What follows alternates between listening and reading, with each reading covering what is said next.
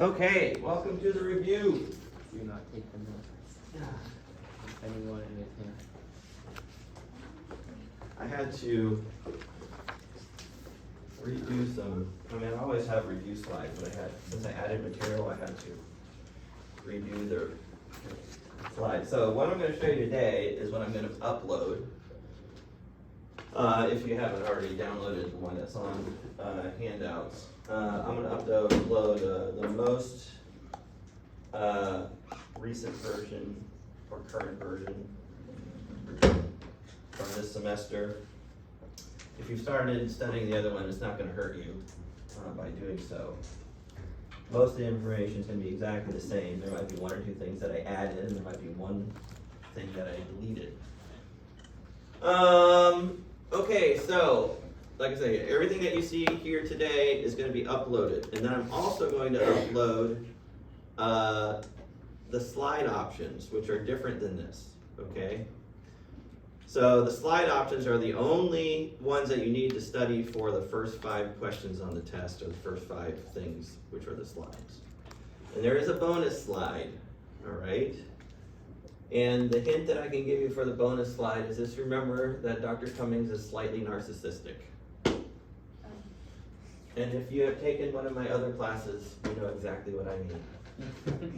All right, so this is all just the information that we talked about with paleo, right? So prehistoric is before written history, paleo old, lithic stone from the Greek. This is the broad dates. We only talked about one form of architecture in Paleolithic times. It was the mammoth bone house. So if I ask you what the medium is of the mammoth bone house is, all right, what is the medium of this thing? Mammoth bone. You're gonna say mammoth bone, okay? So if I give you a QR code, you should probably go to it, look at it, or refresh yourself with a few interesting tidbits from it. All right. So the biggest one of these they found in 2020 is a circular shape 40 feet in diameter, made from mammoth bones, which is wider in both directions than this entire room is. Pretty impressive. All right, so you're gonna need to know what paintings come from which caves, all right?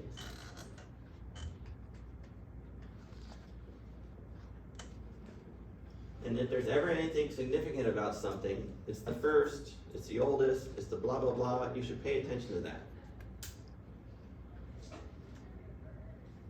This is my dark slide.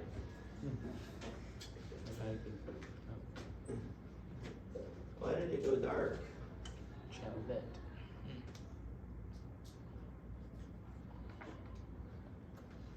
There we go. Show it. And I made you ugly slides, I apologize. They have this lot of writing on them, or these things. What is going on? Am I losing the connection? All right, so again, I'm just showing you these. These are show you which animals are in which cave, but when you're looking at it, you should go, oh, what else is secret about that? Oh yeah, they scraped away the cave wall to make it lighter, right? And then they scraped away the outlines around the things as well to set them off. So little things like that, I might ask a question about. Intuitive perspective, Rhinoceros.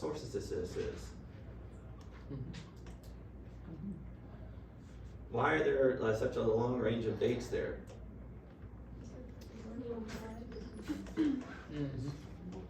Yeah, there's a big chunk of time in between when they painted it and then they painted it again. Yep. All right, so the types of animals, we got horses, we got, what are those things on the left? Auroch, how do you spell it? A-U-R-O-C-H-S. Very good, A-U-R-O-C-H-S, Auroch. What if there's 2? A-U-R-O-C-H-S. Remember the S is silent. More Chauvet. Now these are the earliest ones, earliest drawings. These two bison right there. Oh, I didn't do it with the Cape Bear. Your drawings are too good to make fun of, unfortunately. That's what happens when you have a room full of art majors. Comes one big. Alright. The bear didn't lie, leaving the upper part of, or die, leaving the upper part of his skull on that rock. A human did it. Alright, Peshmerl. Those two spotted horses, the head of the horse that looks like it fits into this broken rock that looks like a horse head. Costner Cave. How do you have to get in a Costner Cave? You have to dive under the water. Not exactly tourist friendly. A horsey.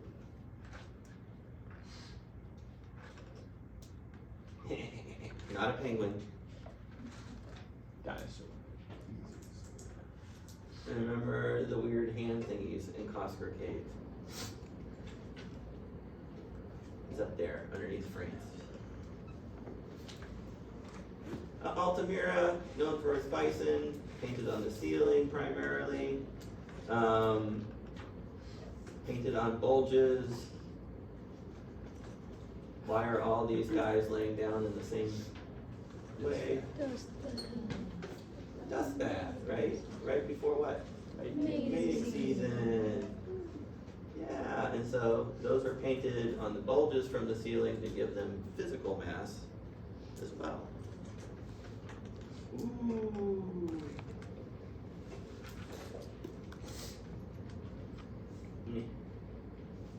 All right, Lascaux. Lascaux is known for its bulls. Bulls have a very special feature that other cave paintings of Auroch do not have. What is it? Yeah, 3/4 perspective for what? The horns. Don't just put 3/4 perspective because that would be wrong. Because they're not painted in 3/4 perspective.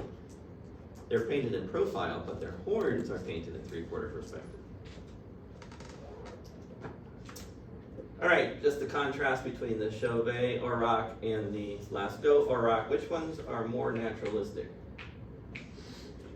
The Chauvet. They have more mass. The head is actually structured a little bit better than the simplified version of the Lascaux bulls. We have the Lascaux horse. We talked about it a lot not too long ago. Then we have these abstract symbols here.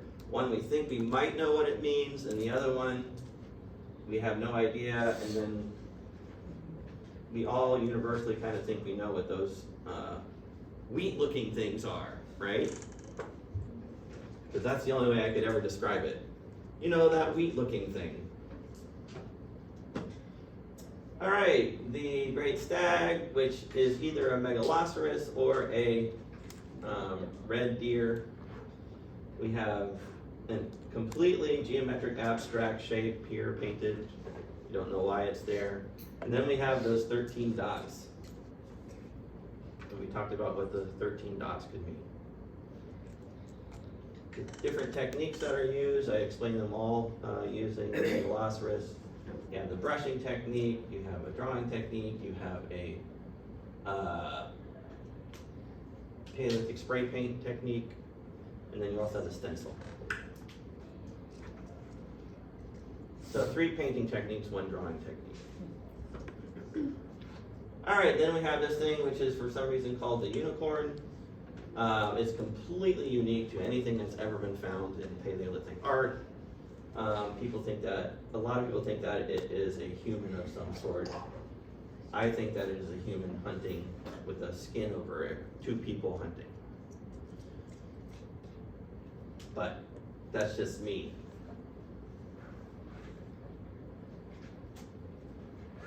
I could be right. I could be way off. It could be Gunther's cross-dressing uncle, I don't know. Not like all right, very important piece, this is example of the first what? Narrative. Very good. Antarctic. We have the Birdman. We have the charging bison.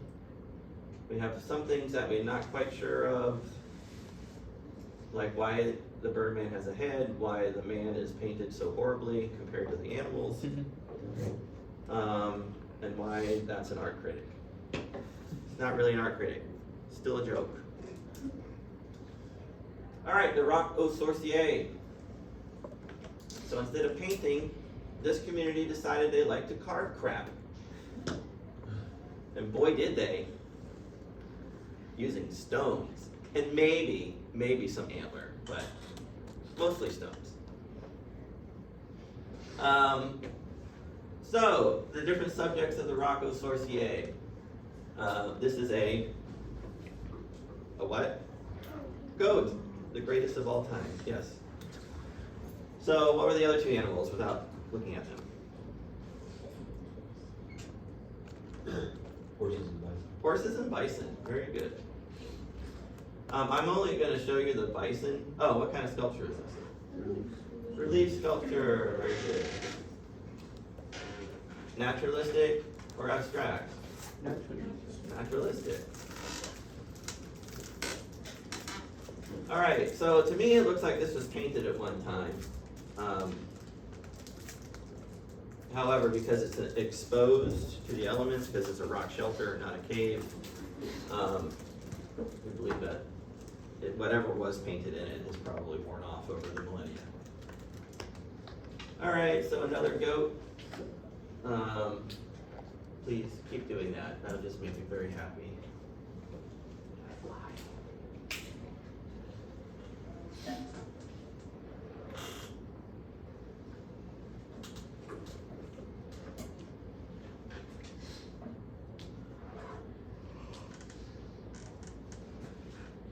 Yeah, we don't got no technical issues here.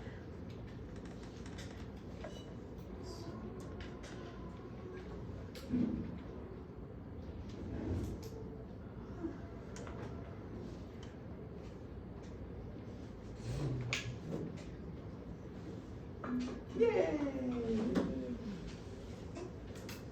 Okay, so this is the horse looking backwards. Rock aux sorciers is kind of known for the animals doing animal things, you know. And the bison with the tongue. And then they have the three female figures here. There's lots of figures in rock aux sorciers, but these are like the three most famous. And it seems to depict the females at different stages of pregnancy. Like maybe non or early, first trimester, second trimester, whatever. And again, the emphasis, like on the other figures that we'll talk about, is around the torso and the genitalia, not necessarily around the head, the arms, and the legs, below the knees. And then we have our bachelorettes. Woman of Willendorf, what are some significant things about her? She has no face. No face. Natural That's belly probably button. least significant. What? A natural belly button. Natural hole that the artist used for the belly button. That's pretty cool. First figure found. First of the Paleolithic female figures found. And until 2008, she was also the oldest. Remember, her medium is limestone with red ochre or red pigment. You can't just put limestone if she's an option. All right. What do we believe that she's kind of about? Fertility. Why do we believe that? The emphasis on significance. Right, because what's emphasized compared to what's not or less emphasized. And that seems to be a theme which is common to female figures in Paleolithic art. And remember where she was found?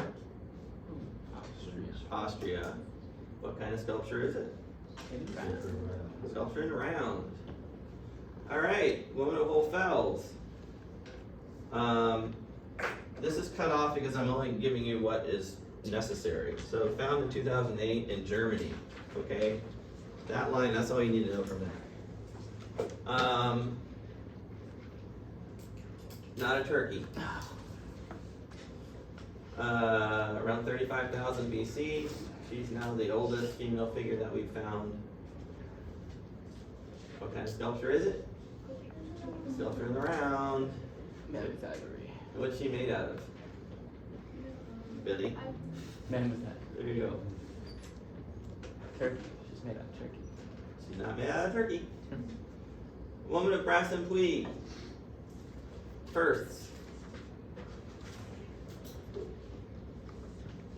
Is He's it? got a face. First with a face. Right. More abstract, more naturalistic. Abstract. More abstract. We are comfortable with it because it's representational, but it's actually abstracted, simplified. She's made out of mammoth ivory, and it is sculpted around. Very good. Woman of Ostrava Petrovice. Okay, so let me talk a little bit about spelling. There are certain things I will tell you I want it spelled absolutely correctly, like Orok, all right? Other things you have to at least be in the right ballpark, all right? You can't be in the parking lot. You got to be in the ballpark. So if you don't put that accent there, that's great. Most people will remember Ostrava, but they can't do the second part, and they'll put a P. That's not going to work. You got to have something in the ballpark of Petrovice, okay?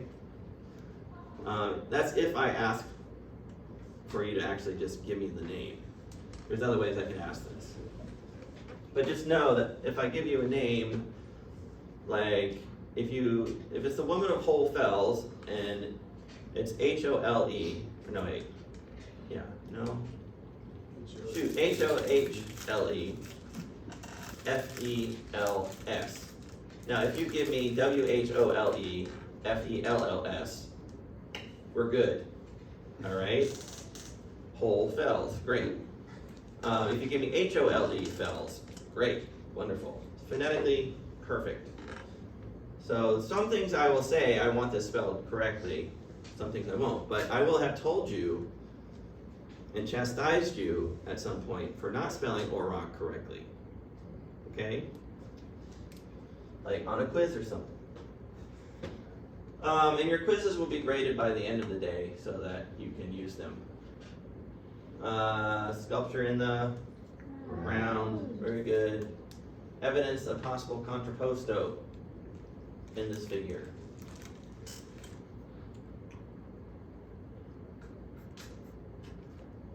More naturalistic, more abstract. More naturalistic. It does have some simplification, especially around the pelvis area, but it seems to be more naturalistic than abstract. All right, Dolní Bestanice. Same thing like this with Ostrava Petrovice. What's she made of? Fire clay. Fired clay. Ooh, look at that CGI. Relatively low temperature. I mean, I doubt I would ever ask you that. So, the only thing I would ever ask you is like, was she high fired or low fired? You know. And that's just an interesting tidbit.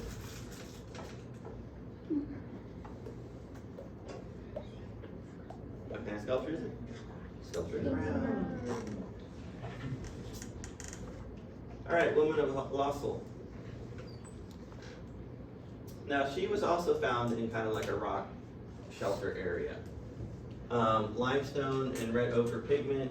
She's one of the tallest figures that we found. 18 inches tall. Now she has a lot of the characteristics that we've seen in other female forms. Large breasts, emphasis on hips and genitalia, but her head is turned a different way, and her arms are doing different things. So she's got a bison horn, and her hand is resting on her probably pregnant belly. What I find interesting about this is how they made like a simplified kind of ovalish palm, and then they etched into it the fingers. Very pointy fingers. Probably Wolverine's ancestor. That's a joke. All right, the lion human, one of the most interesting sculptures from the Paleolithic time period. Used to be called the lion man, and then they actually started looking at more of a triangular patch down at the bottom, and there's no extension. So then it became the lion human, because men aren't willing to give it up first, because it's lion, right? So you can't tell whether it's a male lion or female lion based off of its lack of mane, because cave lions, males and females, they did not have manes. Made from mammoth ivory as well. This is what's known kind of as a composite figure. Just like also the Birdman is a composite figure, kind of a combination between two or more things. So you have the head of the lion, but it's standing upright like a human, so it's anthropomorphic. And so then you had the Birdman, which is also a composite figure. And I know I mentioned composite figure before. Velvet round. All right, the bison from Le Duc de Audubert, France, which is a cave in France. What's the medium? Clay. Very good. What kind of sculpture is this? Relief sculpture. Yeah, sure, it is high relief in some areas. Like Well, we'll they just can do. simplify it. All right, we talked about Paleolithic spear throwers. So this was the creeping hyena spear thrower that this was a reconstruction of. Made from mammoth ivory, 17,000 to 12,000 BC in France.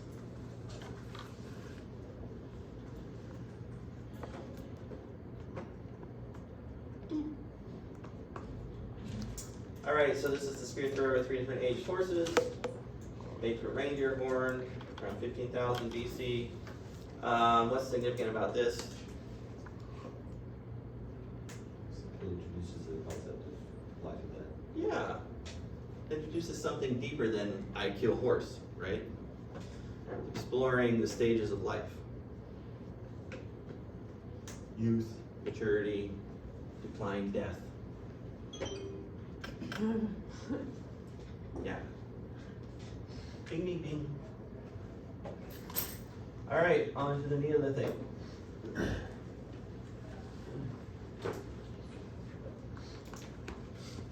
All right. So remember, I changed that to about 2500 BC.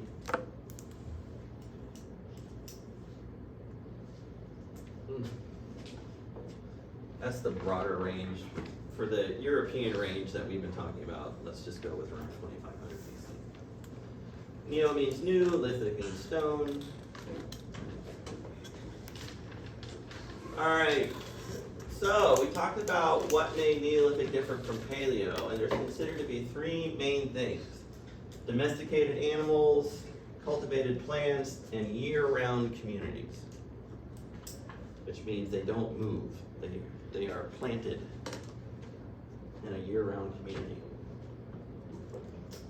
And the results of becoming a Neolithic society is that you have specialized labor in the development of ceremonial practices, though this second one right here has been kind of debunked. And we'll talk about that in the next unit.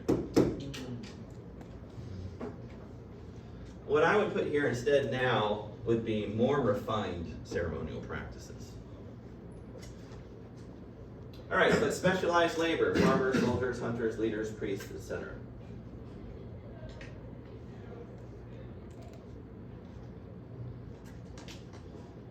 Okay, so cave painting in Neolithic was different, had different subjects, and they were doing different things, all right? Had more humans, and the humans were actually doing stuff. So here, this is considered to be some sort of a dance. This shows the domestication of dogs and also the more widespread use of the bow and the arrow.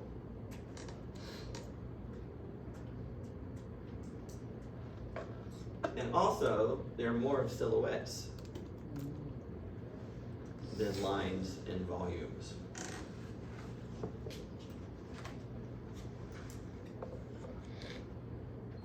So this is generally considered to be a bunch of women dancing. This guy, except for this guy right here, I'll let you figure out why it's a guy. And you have a couple of them that are slightly differently garbed, and we don't know exactly why that is. Maybe that's a status thing. Maybe it's a stage of life thing. We don't know. Just one of the animals from the rock del Moros. In the Aranya cave in Spain, remember what this person's doing? Getting honey. And it's cool how they use the hole in the rock to be the place where he's sticking the hand in to get the honey. Or whoever that is. And those are the bees. Alright, we just went over those. Alright, we went over two types of architecture in Neolithic. We went over the post and lintel. That's an example of it right there. 2 posts, 1 lintel. The space in between is called a span. The span is the space that is covered. Stonehenge, post and lintel. Yes, it has 2 lintels on 1 post, but it still has 2 posts and 1 lintel to make the post and lintel, even though they share a post. Lintel, posts. All right, corbelling is based on a more primary architectural principle called a cantilever, which is the overlapping, so the span's here, and it's supported on one side. When you put a bunch of cantilevers together, you get the corbelling technique.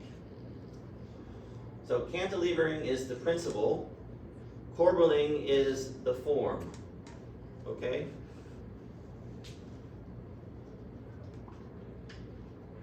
Megaliths, make a large litho stone. Megaliths are sort of kind of what the Neolithic period is known for. So we talked about 4 megalithic terms to know. Menhir is what? It's a synonym to what? Megalith. If you're talking about megaliths in France, you would be saying what? Menhir. So in English, we refer to them as menhirs, usually in relationship to sculpture. It's just different conventions used in different languages of different things, okay? But this is basically synonymous with a single standing stone. An alignment. Yeah, you basically think of it as a dotted line, right? A bunch of stones going in the same direction. A dolmen. One passage tomb. Not a passage tomb. Do a chamber. Chamber, sorry. Yeah. Generally a single chamber tomb, but it can have a couple of chambers in it. Alright, so you can have, a dolmen is, the majority of them are single chambers, but you can have a 2-chamber dolmen as well, and maybe up to a 3-chamber dolmen. Once you get past that, basically you have to start having a passage. And then what's a henge? A ditch with the earth on one On side. one side. the earth lumped up around the ditch. On one side specifically. Okay, so we talked about stone circles. You might just need to recognize them. I just put a couple of them in. Here's the Kalanish stone circle.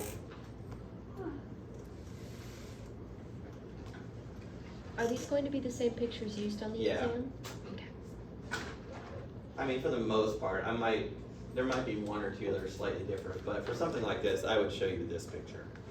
For Stonehenge, I might show you a different picture, and hopefully you'll be able to figure out it's Stonehenge, right? All right, so this is the ring of Brugdur in Orkney.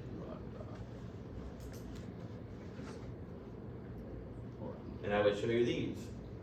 It's a bigger ring. You can see all these things back here. These are all part of the same ring. It's wide.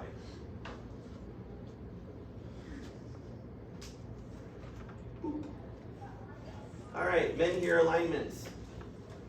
Remember, we're in France, so we're not calling them megalith alignments, we're calling them menhir alignments. And Karnak in France is the most famous one. It has 13 rows. That number 13, again, has some significance. Has an east-west alignment. They are approximately 3 feet in the east, and they get up to 13 feet as they go west. And suggests some sort of connection to the movement of the sun. You remember, that's the little diorama that they have at Karnak. All right, there's a dolmen. Cúnabrón dolmen in Ireland. Remember, these would have been covered with a mound of dirt as well.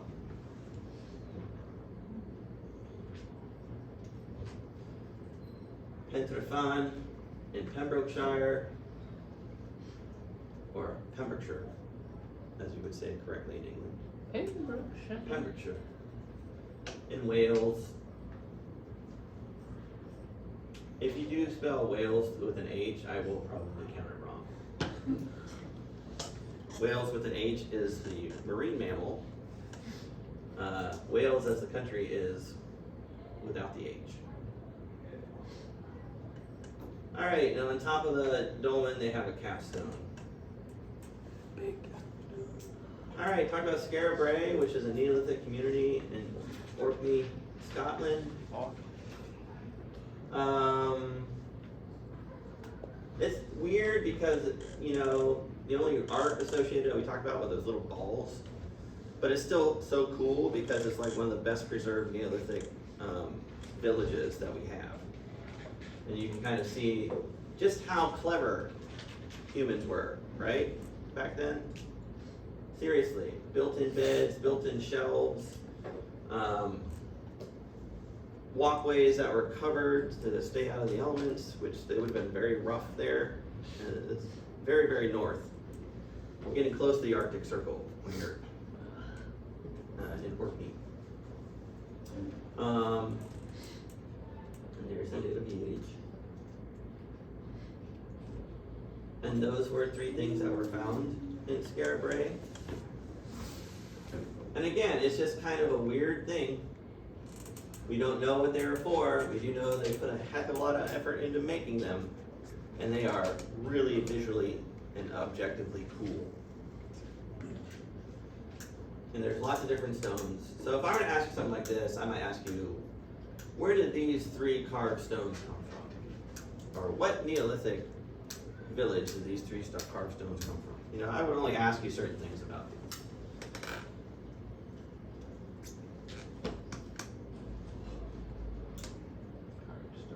Or I might ask you the date. You know, or I might not ask you anything at all. That's the fun thing about an exam. You study for it all, and I can only put a certain amount on an exam without making it a 4-hour exam. All right, here we have our 3-spiked implement. Why is it a possibility? Look at it!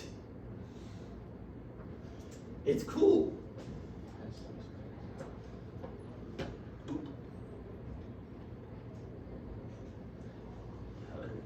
Toterball. Scotland, Aberdeenshire, around 3000 BC. Arguably the best example of these that we've ever found. It's like the masterpiece. Everybody probably gave up once this person made this. Like, crap, now what are we gonna do? And like, stone ball creation like dropped right there. Newgrange, which is a passage tomb. So I'm only going, if I do a passage tomb at all, it will only be Newgrange. I know I showed you a couple, but I'm taking the other one out just to make it more simple, okay? Newgrange is the most important one.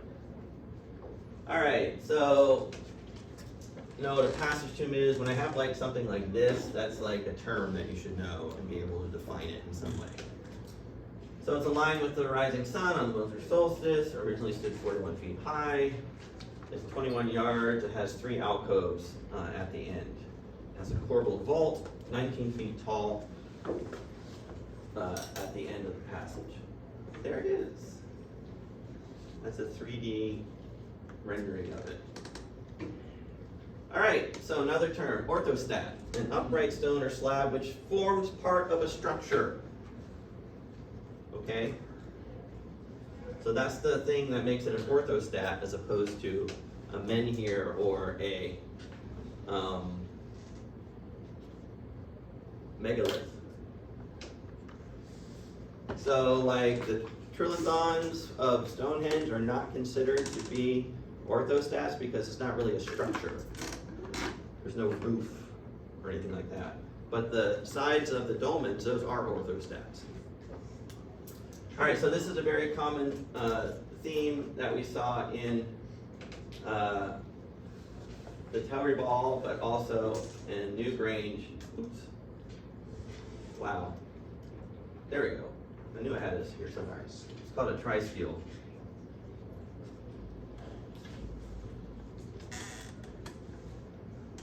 And there's a picture of the corbelled vault. This thing right here is called the capstone. Stonehenge. Around 3000 to 2500 BC. Salisbury Plain in England. So this is what phase 3 looks like. So if I were to show you a picture like this, you would put like phase 3, 2500 BC. They're made out of dolerite. Even the blue stones are dolerite, they're just slightly different chemically. Post and lintel. I might show you a beautiful picture. Like that, or like that. I don't know how I'd use that. Probably just to talk about the alignment of the sun. So the different ones from around 3000 BC to around 2500 BC. So this is 2500 BC, and these guys right here, I think they were added later.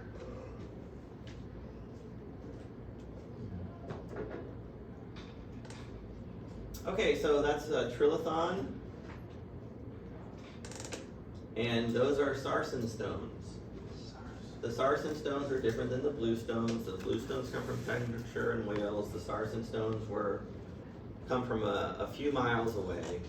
But they're called sarsen stones because sarsen is a shortening of Saracen, which is what medieval English people considered anything pagan or non-Christian. Thank you, Wikipedia. Those guys right there, those are blue stones. All right, you guys went there, you can go back and just do a little research. Menhir statue of a woman. Menhir statue of the Morals and the Lady of Saint-Sarny. Aveyron. So, these are butt ugly. I've always hated these things. But they are human in form, so I went over like what all the bits kind of were. You know, like there's a belt, this is a belt, the guy's got bow and arrows, looks like he has like a quiver strapped to his back, etc., etc. They're made of sandstone, arms, pendant, necklaces, perhaps tattoos or paint on the face there, mini head. And then we have the clay. I just love these guys. They look so peaceful and happy to me. Or content. Like, I view them as like a couple, you know? So the figures of a man and woman from Terranova, Romagna, around 5000 BC, ceramic or fired clay. And then we had, when did humans begin making ceramic pots in Europe? Around 5700 BC. This is a small vessel found in the Netherlands, around 5000 BC, old linear band culture, or LBK. And then this is considered the masterpiece of European Neolithic pottery, and it's a scarpsaling pot, around 3200 BC. And the funnel beaker culture. So like if I showed you this as a slide, the person who made it, or who made it, would be the funnel beaker culture. Most of the stuff is going to be anonymous or unknown, right? I don't know who made the woman of Willendorf. But if you do kind of know something a little bit more, then you're going to put that down, okay?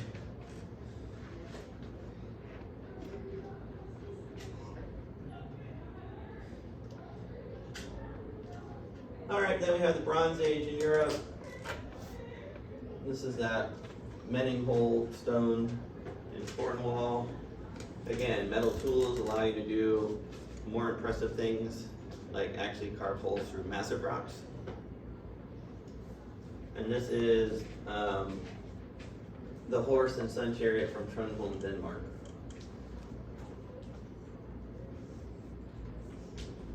When the Bronze Age finally comes to Europe.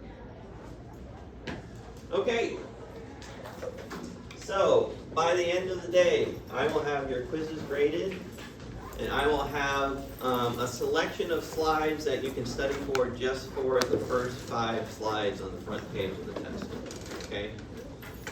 It'll be somewhere between 10 and 100 slides. That's a joke. It'll probably be more like 30 or 40. All right, have a great weekend, everybody. Study hard. You're welcome. Can someone grab the lights, please? Would you like me to turn the recording And I'll be off? uploading these sometime this afternoon as well. Would you like me to turn the recording off? Yeah, please turn that off.